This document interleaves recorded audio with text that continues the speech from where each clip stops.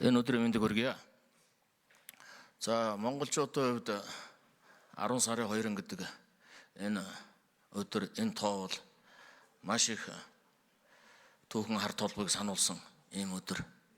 За тэгээд өнөөдөр манай Монголын ардчилсан нам 2016 оноос хойш одоо бүдчиж алдаж онож их явсан 10 жилийн хугацаанд. Энэ өдөр хүний эрхийн зөрчигдөж байгаа асуудал ярих. За Монголын ардчилсан нам заскаасаа гараад анх удаа ард түмний өгсөн үүрэг даалгаврын дагуу сөрөг хүчнийхээ ажлыг хийгээд эрх баригчдын энэ авилгал, хээл ахуул, энэ аллаг, энэ хууль бус бүх зүйлийг эсэргүүцээд хурлаа хаяад гарсан ийм өдөр давхцаж байна. Тэгэхээр ер нь бол шударгосны төлөө тэмцэл маш ирч хүчтэй тэмцэж байгаа энэ үед манай ардчилсан намын хүний эрхийн хорооны энэ хурал явж гэн гэж би хувьдаа бодож байгаа. Их сайхан давхцлуулж байна. За мэдээж одоо би зориг агсны талаар өөрийнхөө хувь хүнийхээ байр суурийг хэлье гэж бодож байгаа. За нийтийн одоо ард иргэдийн түгээмэл ойлголт юу вэ гэвэл за мэдээж тухайн үеийн Монголын дотоодын улс төрийн толхилцсон байсан. За захиалагч нь байсан. Энэ хүний хэрэг одоо хүртэл яагаад шийдэгдэхгүй? Одоо хүртэл яагаад эргэж буцаад байдیں۔ За миний харж байгаагаар бол тухайн үеийн энэ их аллаг бол ганцхан Монголын улс төр за тэрүүн дээр бизнес орж байгаа тухайн үеийн бизнесийн нөхдүүдийн ийм асуудал биш. Арай өргөн цар хүрээтэй. Энэнд бол би хувьдаа бол миний хувийн бодол бол гадаад улс гүрнүүдэд оролцооч орсон байх магадaltaй. Яагаад гэвэл энэ Төв Азад Монголын ардчлалын энэ одоо их түүчээ болж явсан энэ лидерийг за Монголын ардчлалыг одоо бөхөөх, Монголын ардчлалыг хумих одоо хөгжлийн зогсоох ийм зорилгоор энэ их аллага хийгдсэн болов гэж би хувьдаа бодож байгаа юм аа. За тэгээд зоригийн аллагатай би холбоотой нэг зүйл хэлэхэд энэ зоригийн аллагыг эрх баригчид Монголын ардчилсан нам руу одоо чадах ятгаараа бүх хар будгийг манай ардчилсан нам руу сонгуул болгоноор шийддэг. За гэхдээ Монголын ард түмэн өөрийн нүд чихтэй, өөрийн ухаантай. Энэ зүйл одоо дараагийн сонгуульд үр дүнгөө өгөхгүй гэдгийг би бол хувьдаа бодож байгаа. Одоо яах ёстой юм? Одоо манай ардчилсан нам сөрөг хүчин энэ зоригийн аллагын талаар улс төрийн нээлттэй сонсгол хийх хэрэгтэй. Шаардах хэрэгтэй. Монгол улсын их хурал дээр яагаад одоо нотлогдсон энэ хэрэг ингээд эргэж буцаад байдیں۔ Бүх одоо холбогдлолтой талуудыг ирээд элен далангуу ярих ёстой. Энэ бол улсын нууцад байх шаардлага байхгүй гэж боддیں۔ Тэр захиалагч талын ил болгох хэрэгтэй. Ингэхгүй бол Монголын улс төр цаашид одоо өөрийнхөө зам ёсоор хөгжих болцоог замыг хааж байгаа. За энийг бол одоо мэдээж би сая хэллээ сонсгол хийцгаая. За тэгээд их хэлмэгдүүлэлтийн талаар би бас байр суурь хэлье гэж бодож байна. Их хэлмэгдүүлэлт. За дэлхийн түүхэнд одоо тохиолдож байсан хамгийн их аллах хядлагатай хэлмэгдүүлэлт шүү. Хүн амынх нь 10%-ийг хятадсан ийм одоо эрх баригчид Монгол ардын хувьсгалт нам комментээр нийлсэн ийм аллаг бол дэлхийн түүхэнд тун ховор 10% авч явсан. Тэгэхээр би нэг санал хэлмээр байгаа. Энийг одоо яах ёстой юм бэ? Украины голодомор гэж байдаг. Армяны одоо Османы гүрний геноцид гэж байдаг. Ингээд яриад байвал бас нэг их олон биш. Гэхдээ их хядлагатай байдаг.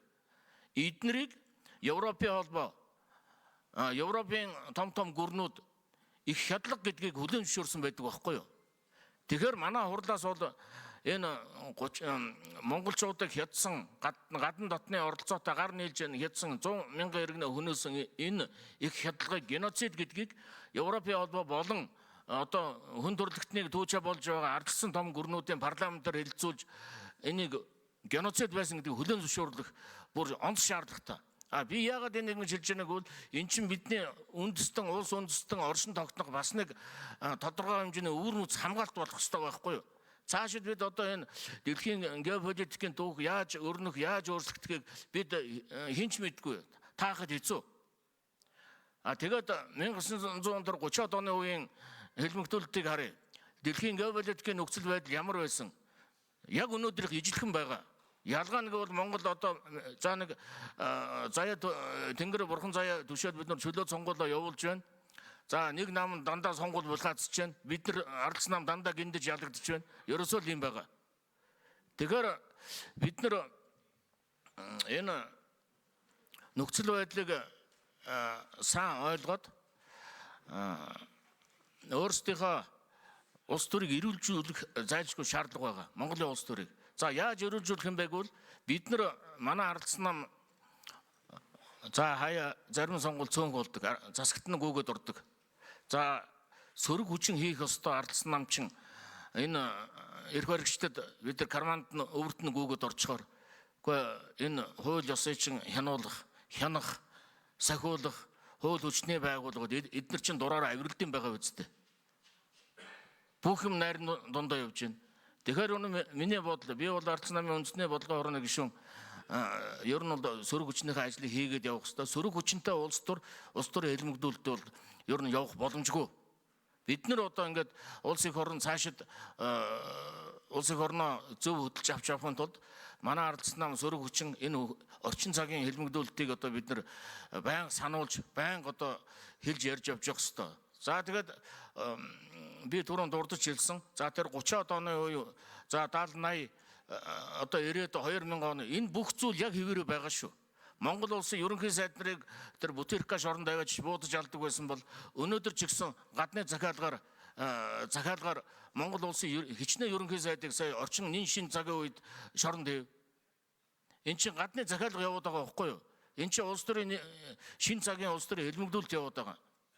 За тэгээд эрх баригчид эрхээвэр сөрөг хүчнээ хийгээд явахгүй бол энэ одоо түрүүн би хэлсэн хууль сахиулах болцоогүй болж байна. Шударга төрийн албан хаагчид байнга хэлмэгдэж байна. Байнга одоо ажлаас халагдж байна. Одоо хэдэн зуун мянган хүн одоо орчин үед одоо 2000 оноос хойш ажлаас халагдав. Тэгэхээр энүүн дээр бид нар бас онцгой анхаарах ёстой гэж хэлмээр байна. За тэгээд одоо манай намын хурлын гишүүд орчин цагийн одоо бас дахиад түүхэнд орох их хулгай байгаа. Харбын нэгэрээ гэж 10 тэрбум доллар. 10 тэрбум. Энэ бол одоо хэлэхэд одоо аимшигтай. За энэ бол ардын нам, ардс намын гишүүд оролцсон байгаа. Би үүнийг бол тэгж дотор итгэл үнэмшилтэй байгаа. Энийг одоо бид нар бас сонсгол хийх хэрэгтэй. Яагаад хэлмэгдүүлэлт харбын нэгэрийг би холбож яриад байгааг гэвэл үгүй тэр их 10 тэрбум доллараар ч дахиад Улаанбаатар шиг хот барина. Монгол хүн Монгол газар шороон дээр эрүүл мэндийн үйлчилгээ, боловсролын үйлчилгээ авах тэр боломжийг хулгайлж байна.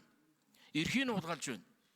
Тэгэхээр орчин цагийн энэ бүх зүйлийг одоо бид нар энэ том хулгайг бид одоо зайлшгүй ярих ёстой гэж би хөвдөө бодож байгаа юм аа.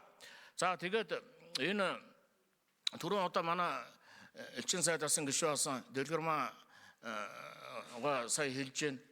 За том гүрнүүд за одоо Монгол улсын дотоод хэрэгт ордог. За мөн одоо том төслүүдийг явуулахад одоо хүндрэлтэй асуудал гарч байгаа. За энэ бүх зүйл бодиттой үнэн шүү дээ. Эгийн голоо явуулж чадахгүй, халзан мөрөгтэйгээ явуулж чадахгүй байна.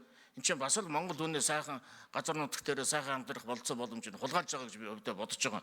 За тэгээд энэ хурлыг зохион байгуулсан манай одоо ардс намын хүний эрхийн тэмцлийн төлөө түүчээ болж байгаа бидний одоо бас лидер залуучууд болох одоо манай Ганбаяр, за манай цогоо дарга маань ийм одоо сайхан хурал зохион байгуулсан байна. За одоо гишүү алсан одоо бас хүний эрхийн төлөө санаа тавьдаг улс төрийн идэвхтэй одоо ард түмэндээ хүлээн зөвшөөрөгдсөн ийм одоо сайхан хүмүүс ирсэн байна.